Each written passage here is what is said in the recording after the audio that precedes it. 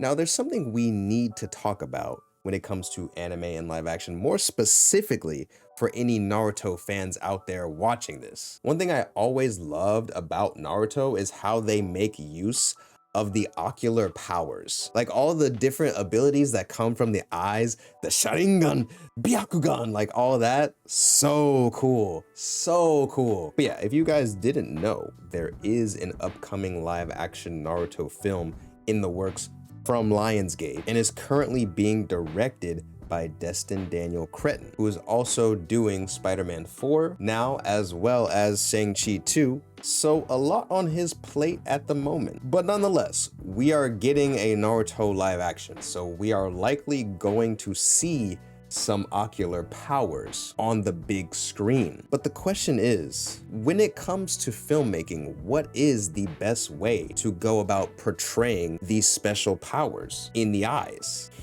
The way I see it, there's three options: CGI, recoloring the eyes, or contact lenses. Let's talk about it. Now, before we get into the three options and which one would be best, I gotta get this out of the way. This problem isn't just for Naruto and the upcoming live action movie that Naruto is getting. There are plenty of ocular powers all throughout anime. Naruto wasn't even really the first to do it. I mean, you have Kurapika's cursed eyes from Hunter x Hunter, Code Geass, one of my personal favorites, with the Geass powers in the eyes, a ton of others as well, like Black Butler, Data Live, Kakai Sensen, and the list goes on. So if any of these were to get a live action in the future, this conversation would apply to these anime as well. All right, so let's talk about the pros and cons of each option before deciding which one would be best for anime live action. So for CGI, right? The pros obviously would be you could have effects in the eyes that are actually animated. Like when Sasuke first got his Sharingan and then you have that one little Tomoe that's kind of like spinning around, you know, but then later on, you know, when he got the Sharingan and when other characters had Sharingan, they had like 3 Tomoes that would spin around, right?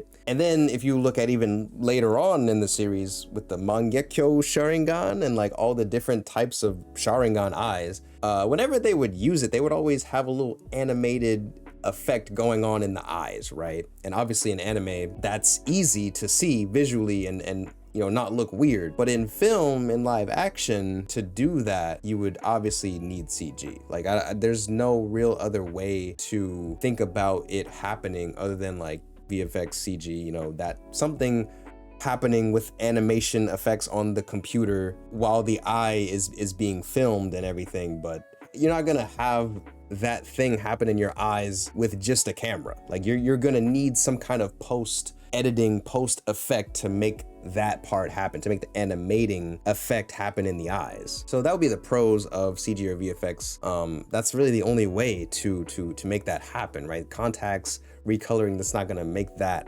happen. So if you really wanted to show off that, have that little animated effect to it, you would need CG.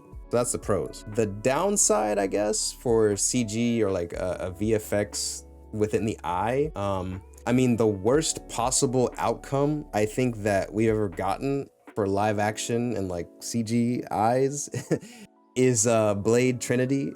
I think I'll show a clip of it for you guys so you know what I'm talking about. But yeah, that was like very, very, very bad. Now, I'm not saying they should full CG the eyes for every person like they did with that movie. I'm mostly just thinking they would CG the effects of the eyes. Like if there was any movement for the effects of the eye itself, like the Sharingan, or like, you know, if there was a little glow to the eye, like in Black Butler CL's eye, it's got a little glow to it, or if they wanted to add a little something to it, right? Like they can't really do that with just a contact lens. I don't think they make contact lenses that'll glow on command, you know? But yeah, and I think, you know, this might have been a problem back in the day, but especially with today's technology, I think the animating effects of the eyes is definitely possible and very possible to make it look good. The only issue would just be getting the right artists that are capable of doing it, and you know, how much would that cost and take from the budget? So that'd be, I guess, like the other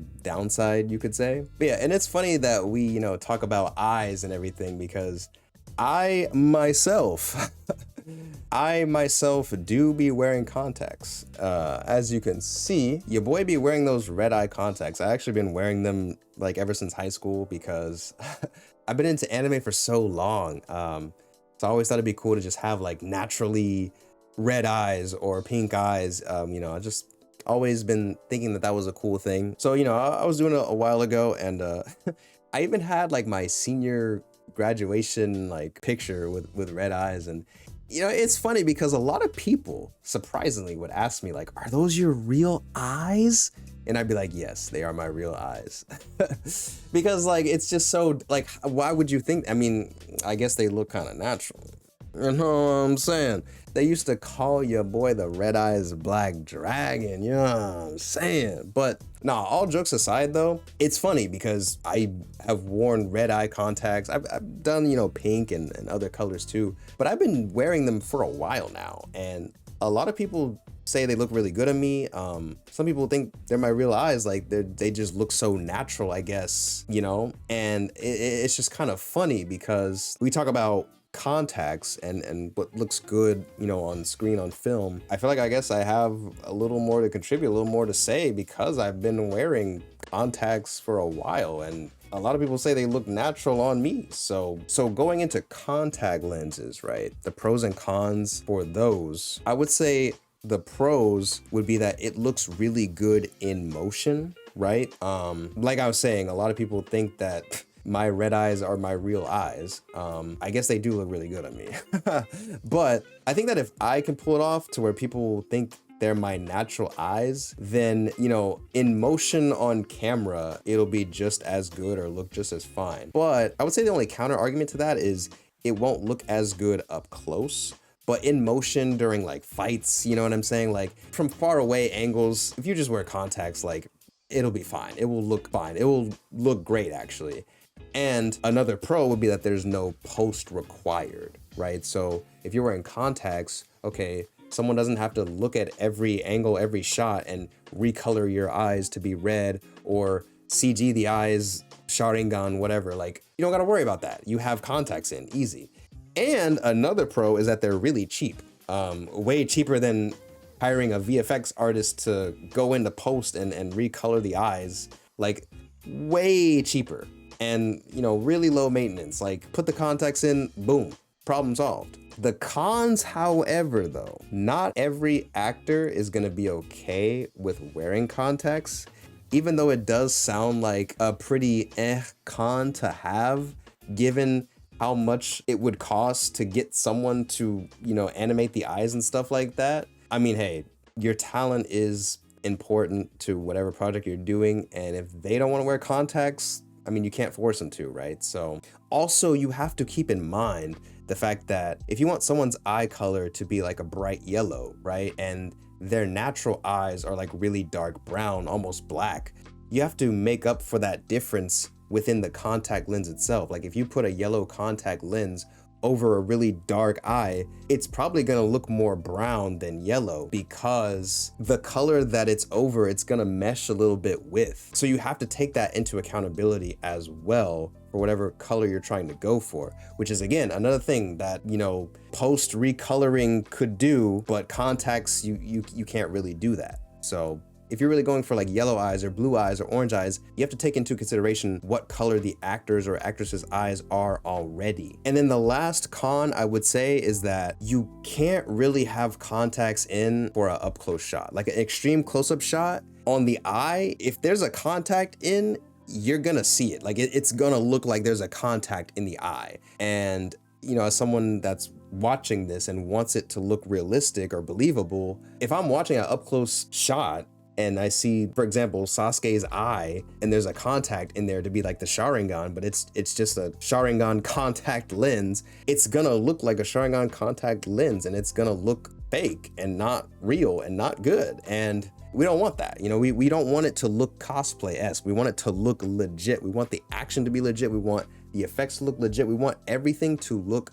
legit and put us in this, suspense of belief of like, wow, this is crazy. Like, what I'm seeing is real. Like it looks like it would happen in real life, in live action, right? So if we want it to look as best as possible, contact lens are definitely not the move for extreme close-up shots. They're only gonna look good in action from like far away, but once you get to the up close shots, the extreme close-ups, you need another solution other than contacts, because it's not gonna work. So that would be the other con I would say for contact lenses, unfortunately. But yeah, speaking of like actors and actresses' eye color and everything and how that relates to the story, that kind of reminds me of something I was looking into when I was doing research for this video. Is apparently I guess there was a Game of Thrones situation where the characters' eye colors wasn't the same as it is in the books. Like, I guess in the Game of Thrones books, Daenerys and other Targaryens, I'm probably saying that completely wrong, but apparently they have purple eyes. But in the show, Emilia Clarke didn't like wearing purple contacts, so they didn't have purple eyes. And I guess I'm kind of curious, if you guys are watching this right now, do you guys care about the actual color of characters' eyes and how well they match the characters' colors' eyes of the source material? Because, for example, if we look at Hiei from Yu Yu Hakusho,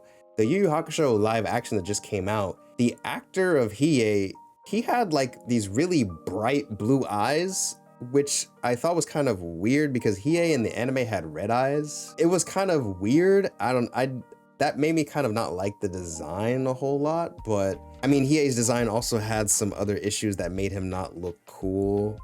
But the blue eye, like, the bright blue eyes was super weird to me. I don't know. And then another thing is Nami from the live action One Piece, right? Emily Rudd, she has blue eyes, but Nami's eyes in the anime and manga aren't blue. They're more brown or orange, but yeah, they're not blue. But Nami's eyes in the show are blue because Emily Rudd's eyes are blue. But I don't think anyone really seemed to care that much. So I'm kind of curious, if you guys are watching this, do you guys care about the eye colors of the actors and actresses and it aligning with the eye colors of the characters that much, or is it not that big of a deal? I'm curious. I think eye color is important, but I guess at the same time, it's not like that big a deal. I think eye color can be a pretty important aspect of a character's design. Maybe in some cases more than others. And I guess with, you know, Nami's case, that wasn't as big a deal as other cases maybe. But yeah, I mean, I wonder if we'll see like Naruto with, you know, brown eyes, or I don't know. I mean, I guess getting the right actor is more important than the eye color, but it's something to consider because it's like, well, you know, if they really want to go for that design accuracy and they want to make the eye color accurate, do they make them wear contacts, or do they recolor the eyes in post? Like, that's something to consider, something we need to talk about and what we want to see as fans of the material, you know? But yeah, so the last option would be coloring the eyes in post. Not necessarily CG, but I guess it's kind of in the same realm. Not really though. Like when you recolor something or do color correction, like in editing softwares, it's a little bit different when you're just recoloring something versus when you're animating it and like with CG or VFX, like same realm, but completely different kind of. So with coloring the eyes, like the pros would be that it would look more natural, especially for the up close shots. Like when it comes to extreme close-up shots, if the actor's eye is not like the color that they want it to be, I feel like you have to color or, you know, have some kind of VFX or whatever, but contacts is just not the way. So I think that would definitely be a pro for recoloring the eyes in post. I guess the downside to this would be, you know, like with the contacts dilemma, it kind of depends on the actor's natural eye color. And, you know, making that desired color might require lightening those eyes. So that could cause problems with everything. You know, you start changing the brightness across all the shots and you know, the close-ups are more noticeable when it comes to mistakes, but they're easier to do VFX for. So yeah, I mean, I guess that's like the other thing for coloring anyway. And again, you have to consider how much would that cost or take from the budget. Now, I would just go ahead and say that you can kind of mix and match the three, right? Potentially even just the two.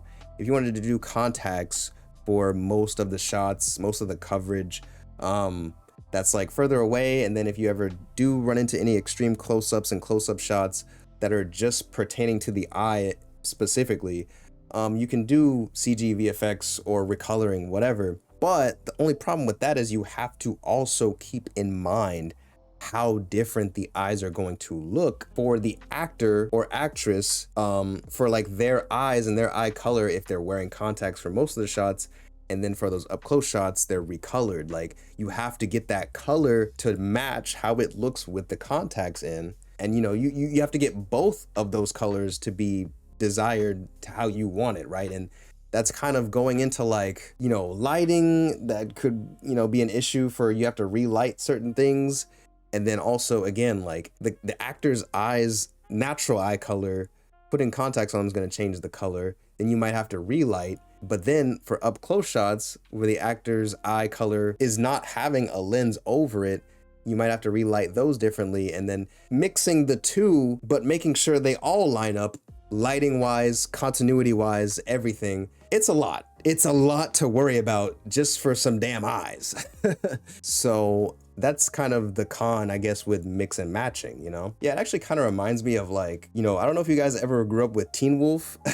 I used to watch Teen Wolf all the time when I was growing up anyway. When it came out on MTV, Teen Wolf was cool, but rewatching it now, you know, the effects were kind of bad. Not bad, but they weren't great. They definitely didn't age well. So if I were to see effects like Teen Wolf in like, you know, the upcoming live action Naruto, like I would not be okay. You know, I don't want it to look bad. I don't want to watch, you know, the next Death Note live action, and then when I see Misa have the ideal, like it looks like ass. You know, I don't want that. And I don't think I need or I should worry about that, because technology and you know, advancement of CG and VFX and just special effects in general for film has advanced a lot. And we are certainly capable of making, you know, these eye effects look good. It's just, will they have the resources and budget for these anime live action projects to really do that, to go all out and do that, right? Or will they even treat it as much of a priority as they should, I guess is the question.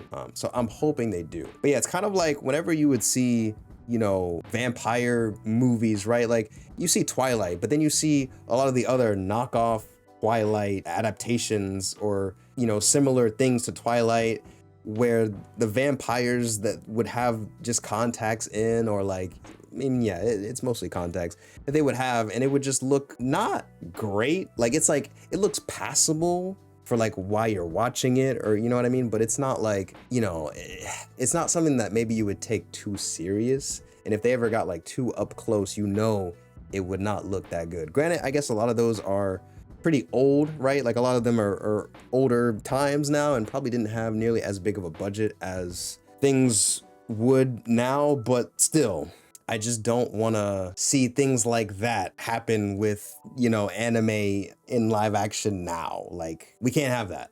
But yeah, and I guess the other thing would be Mihawk's eyes in the One Piece live action. Those were, I'm not really sure if they were contacts or if they were colored in. I'm pretty sure they were contacts though.